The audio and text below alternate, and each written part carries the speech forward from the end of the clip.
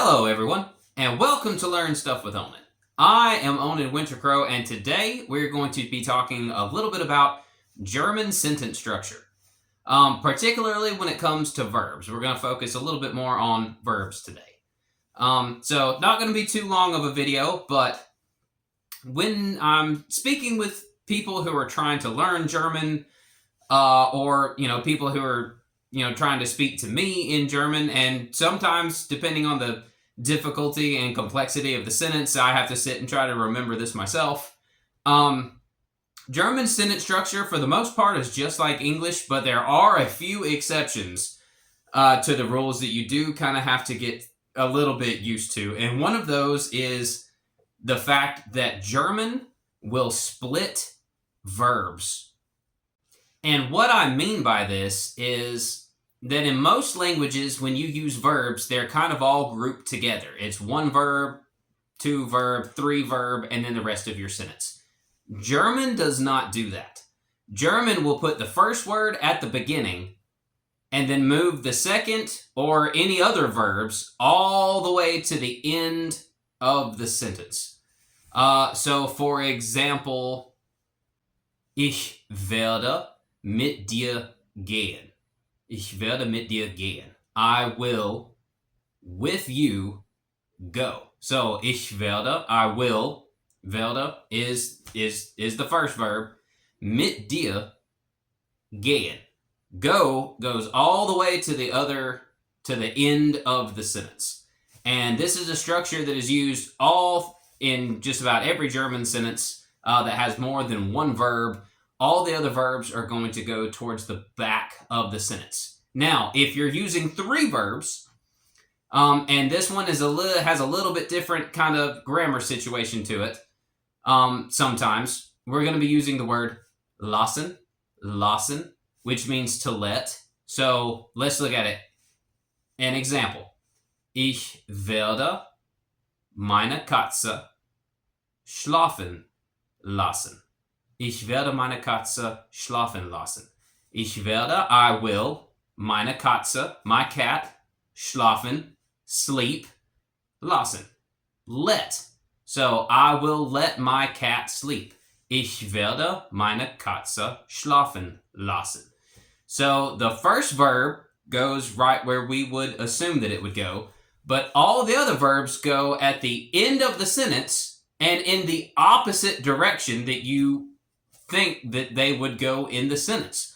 It's not, I will my cat let sleep. It's I will my cat sleep let. And that is how your German that is your German sentence structure when it comes to using two verbs or multiple verbs. Now, all the other stuff that is in your sentence as just a basic, plain, default sentence structure, it goes time, manner, place, or when, how, and where. So, for example, let's say, ich werde heute mit dir ins Kino gehen. Ich werde heute mit dir ins Kino gehen. Ich werde, I will, heute, today, so that's time. Mit dir, that's with you, that's your manner. Ins Kino, to the theater, so that's the where. Gehen. Your last verb comes at the end of the sentence. So, ich werde heute mit dir ins Kino gehen.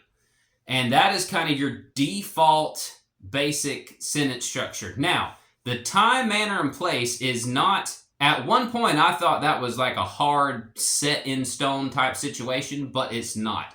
You can kind of reverse the order of that time, manner, and place, or when, how, where, to reflect different points that you want to emphasize. Like, heute werde ich mit dir ins Kino gehen. Today, I will go with you to the theater.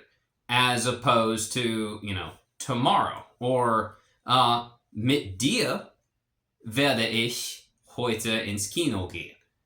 With you, I will go today to the theater with, as opposed to going with, somebody else who asked me to go to the theater today.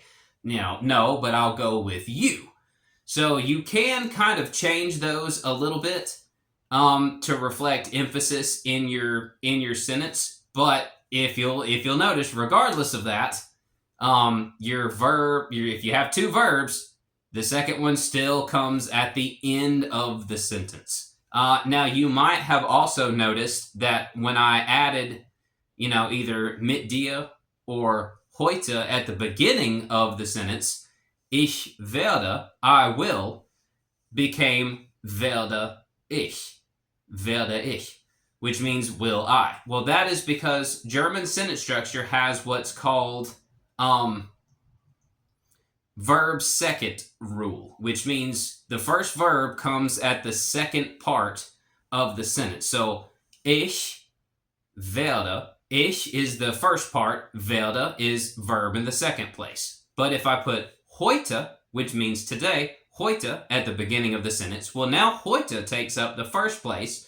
So verb second, it would have to be werde. So heute werde ich. Today will I go with you to the theater. It sounds in our English ear, it sounds like a question, but that's not how it's interpreted in German. And German is not the only language who does this. A lot of Germanic languages are verb second, which means regardless of what's going on, the verb has to take up the second part of the sentence. Norwegian is also a verb second language, along with Icelandic, which is also a verb second language, which means the verb has to go in the second spot. Now, you might be asking, well, in the previous example, you said mit dir werde ich, so forth and whatnot. But, there's two words before it changes. Well, that's because mit dir, with you, is the concept in and of itself. So it's not literally the second word in the sentence, although sometimes it could be. It's more appropriately thought as the second concept of the sentence. So the first concept would be mit dir, with you. The second concept would be the verb, and then the rest of your sentence. Just like with heute, heute is its own concept. So today, that's the first concept.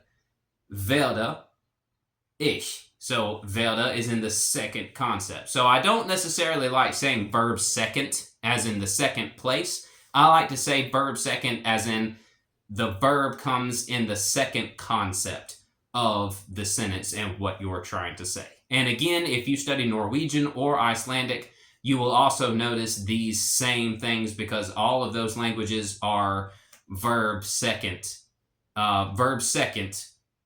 rule languages.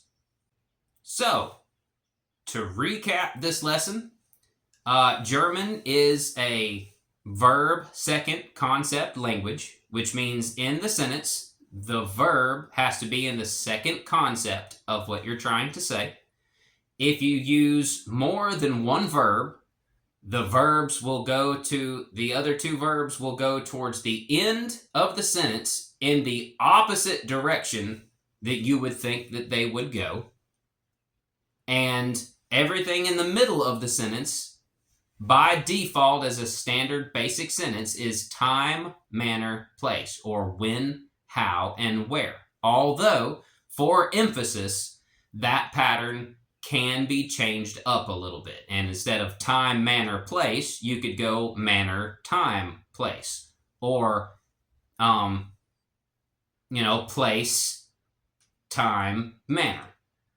So that is the concept of today's video to help you a little bit with your German sentence structure. I hope that you enjoyed this video and found it useful. If you did, hit the like button. If you have any statements, questions, accolades, comments, leave them in the comments. I like to talk to people. If you're having any problems with anything, put it in there and we'll figure it out and help you out.